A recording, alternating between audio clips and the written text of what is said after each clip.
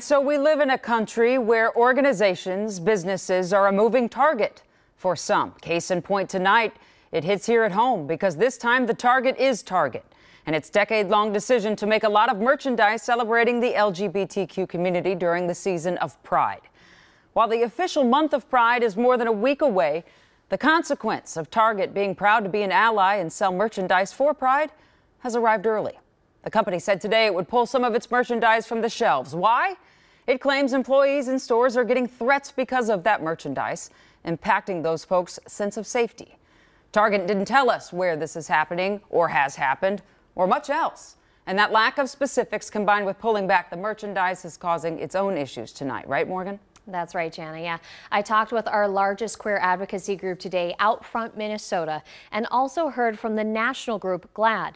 And they are not at all glad about what went down today with Target. For over 10 years, you can walk into a Target store in June and see their Pride collection. It's not just rainbow t-shirts. This year it includes clothing that LGBTQ community members can wear, specifically swimsuits designed to be friendly for trans people. It's these items that sparked outcries on social media. Some people also upset with baby Pride onesies like this woman in a video who called it grooming. In a statement, Target said, since introducing this year's collections, we've experienced threats impacting our team members' sense of safety and well-being while at work.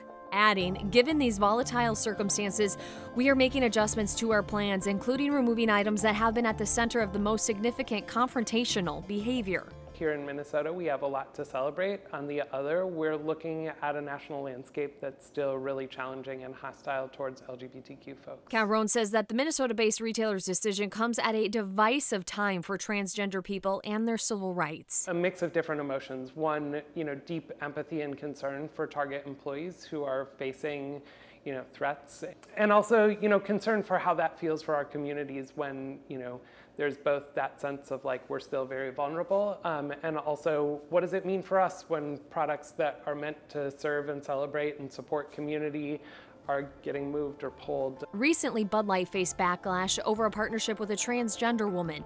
It led to massive boycotts of the beer. Target's situation wasn't boycott fueled, but as they claim, it was made over safety concerns. GLAAD came out with a scathing statement that reads in part, anti-LGBTQ violence and hate should not be winning in America, but it will continue to until corporate leaders step up as heroes for their LGBTQ employees and consumers, and do not cave to fringe activists calling for censorship. The important thing is that our allies are steadfast in their support.